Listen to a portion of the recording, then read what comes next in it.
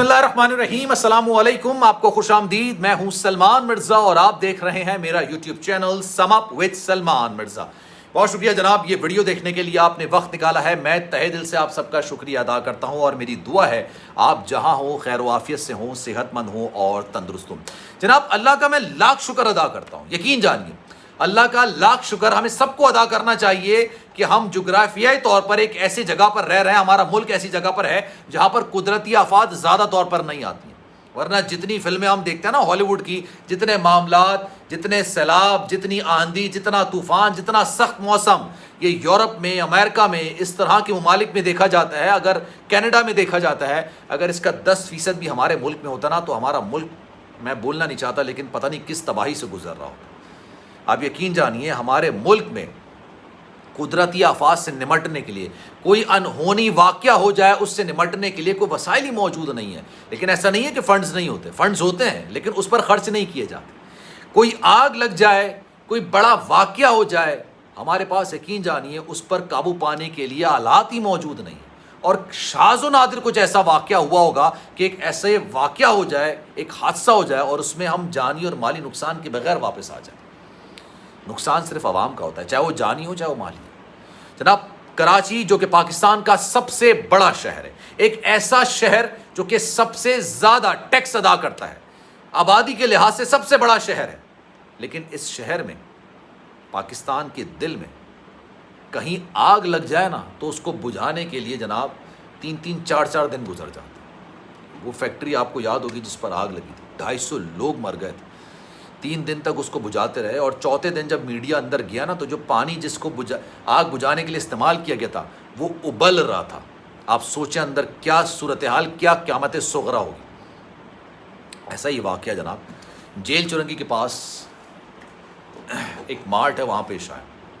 میں مارٹ کا نام بھی لے سکتا ہوں لیکن میں ان کی پبلسٹی نہیں کرنا چاہتا، اپنے ویڈیو میں ان بے شرموں کے حوالے سے بات نہیں کرنا چاہتا۔ جناب وہ بلڈنگ میں اگر آپ اپارٹمنٹ خریدنے جائیں نا تو غالباً 2.5 سے 3 کروڑ روپے کا تو اپارٹمنٹ ہے، اور بہت عالی شان قسم کے اپارٹمنٹ ہے، بہت عالی شان قسم کے اپارٹمنٹ۔ اس کی پارکنگ بڑی شاندار ہے اور دور جدید کی ایک عالی شان قسم کی عمارت ہے، لیکن اس کی گراؤنڈ فلور پر ایک مارٹ چل رہا تھا۔ ایک آپ سمجھ لیں ایک شاپنگ کی جاتی ہے وہاں پر، شاپنگ مال ایک چل رہا تھا۔ مال تو نہیں کہہ سکتے لیکن ظاہر سی بات ہے آپ سمجھ گئے کہ میں کیا کہنا چاہ رہا ہوں۔ ہر طرح کی چیزیں، کوکنگ آئل وہاں موجود ہے، بچوں کی چیزیں وہاں موجود ہے، گروسری کی چیزیں وہاں موجود ہیں، میڈیکل کی چیزیں وہاں موجود ہیں۔ مکمل طور پر جناب یہ سپر مارکیٹ تھی، بڑی زبردست قسم کی سپر مارکیٹ تھی۔ لیکن جناب جب میں یہ ویڈیو بنا رہا ہوں نا سے 3 دن پہلے یہاں پر آگ لگی تھی، اور آگ ایسی لگی تھی کہ اس کے مناظر میں آپ کو شاید دکھا نہیں سکتا اور آپ دیکھ نہیں سکیں گے۔ لیکن حیرت انگیز طور پر پتہ نہیں مجھے کہ کیوں یہ خبر ایسی ہمارا جو مین سٹریم میڈیا ہے اس سے غائب نظر آئی 3 دن تک جناب۔ اور ابھی بھی یہ کہا جا رہا ہے حکومتی سطح پر کہ آگ بجھا دی گئی ہے، لیکن آگ نہیں بجھی۔ آگ لگنے کی وجہ کچھ بھی ہو، لیکن میں ابھی ایک کیس دیکھ رہا تھا کہ ایک بچہ وہاں پر یونیورسٹی سے پاس آؤٹ ہوا، وہاں پہ جاب کی نوکری کے لیے گیا، انٹرویو دینے کے لیے گیا، اور وہاں پر شاید اس کی موت بھی واقع ہو چکی ہے۔ میں اس خبر کی تصدیق نہیں کر سکتا لیکن میں سوال چھوڑ رہا ہوں جناب کہ اتنی بڑی آگ لگی جس کے پاس وینٹیلیشن کی کوئی جگہ نہیں تھی، اور سب سے بڑی مزے کی بات یہ آگ اس لیے بھڑک رہی ہے مزید کیونکہ یہ بیسمنٹ میں لگی ہے اور ایک ایسی جگہ لگی ہے جو کہ وہ سپر مارکیٹ غیر قانونی طور پر استعمال کر رہی تھی۔ وہ گاڑیوں کی پارکنگ کی جگہ تھی لیکن اس کو استعمال کیا جا رہا۔ اب یہ نقصان، مالی نقصان تو ہوا ہے، مالی نقصان انسان پھر برداشت کر لیتا ہے بھائی، پھر برداشت کر لے گا، جان ہے تو جہان ہے، پھر برداشت کر لے گا۔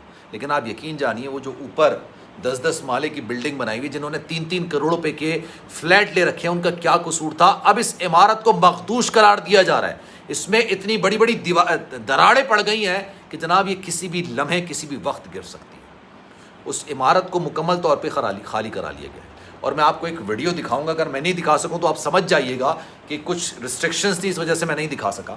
جناب اندر پانی مارنے کی جگہ نہیں ہے، اس لیے اوپر سے اس کو کھودا جا رہا ہے تاکہ اندر پانی پہنچایا جا سکے، اور جب اوپر سے جو کہتے ہیں نا پھاوڑا مارا جا رہا ہوتا ہے، اس کو کھودا جا رہا ہوتا ہے، تب اندر سے شعلے نکلتے ہوئے نظر آ رہے ہیں۔ یہ کیفیت ہے وہاں، جس کا جو نقصان ہوا اس نقصان کی بھرپائی ہو یا نہ ہو مجھے نہیں پتا۔ مال کی نقصان کی بھرپائی تو کبھی نہ کبھی اللہ کر دیتا ہے, انسان کما لیتا ہے جو بھی خرچ ہوا ہوتا ہے اس کا, لیکن جان کی, کسی کے جان کی بھرپائی کیسے ہو پائے گی؟ کسی کی جان جو چلی گئی ہوگی وہ کس طرح سے واپس آئے گی؟ یہ ایک اہم سوال ہے. پھر میرا سوال یہ ہے کہ آپ کا گھر, میرا گھر اگر اس سپر مارکیٹ کے اوپر ہوتا, 3 کروڑ روپے کا آپ نے لیا ہوتا, 2 کروڑ روپے کا آپ نے لیا ہوتا, پھر آپ سے راتوں رات ہی کہا جاتا ہوگا بھائی خالی کرو, یہ کسی بھی وقت گر جائے گا. آپ تو زمین پر آ گئے اور اس میں آپ کا کوئی قصور نہیں ہے. آپ یہ سوچئے اس میں آپ کا کوئی قصور نہیں ہے, لیکن اس کے باوجود آپ نے اپنا گھر بار چھوڑ دیا اور باہر روڈ پر آ کے بیٹھ گئے کہ بھائی کسی کی غفلت کی وجہ سے آگ لگی ہے, کسی کی غفلت کی وجہ سے وہ بجھائی نہیں جا رہی ہے. کراچی میں ہم دنیا جہاں کا ٹیکس دیتے ہیں, پاکستان میں پوری دنیا جہاں کا ٹیکس دیا جاتا ہے, پاکستان کا سب سے بڑا شہر کراچی ہے, لیکن یہاں پر آگ بجھانے کے لیے کوئی صحیح انتظامات نہیں ہے, اور اس وجہ سے کسی اور کی غفلت سے آگ لگی, کسی اور کی غفلت سے وہ آگ بجھائی نہیں جا رہی, اور آپ شکل دیکھ رہے ہو کہ یار میرا گھر جل رہا ہے بھائی اس میں. یہ ہمارا نظام ہے جو کہ اندر سے گل سڑ چکا ہے, ختم ہو چکا ہے, اس کی بنیادیں ہل چکی ہیں. اب وہ آگ اتنی تیزی سے پھیل رہی ہے کہ کہا جا رہا ہے کہ اندر جو سریا ہے نا وہ پگھلنا شروع ہو گیا, اور یہ آگ اس لیے نہیں بجھائی جا رہی کہ اندر کوکنگ آئلز موجود ہیں, پورا گودام تھا اندر, ایسی غیر قانونی طور پر انہوں نے چیزیں رکھی ہوئی تھی وہاں پر پارکنگ کے ایریا میں, اس کو گودام بنایا ہوا تھا, اور وہاں پر لوگوں کا جانی اور مالی نقصان ہو رہا ہے, لیکن کوئی پوچھنے والا نہیں ہے, کوئی سوچنے والا نہیں ہے, کوئی سمجھنے والا نہیں.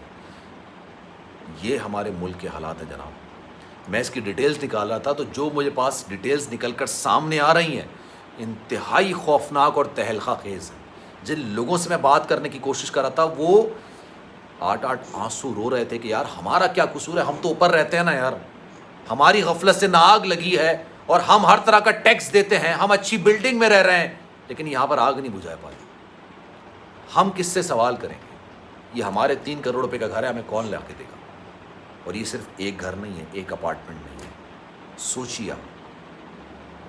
سلمان مرزا کو دیجیے اجازت جناب. زندگی رہی, صحت رہی, آپ سے پھر ملاقات ہوگی. جانے سے پہلے آپ سے گزارش ہے, اگر آپ نے میرا چینل سبسکرائب نہیں کیا, سلمان مرزا آفیشیل میرے یوٹیوب چینل کو سبسکرائب ضرور کریں, بیل آئیکن ضرور دبائیں. خیال رکھیے گا اپنا. زندگی رہی, صحت رہی, پھر آپ سے ملاقات ہوگی. اللہ حافظ.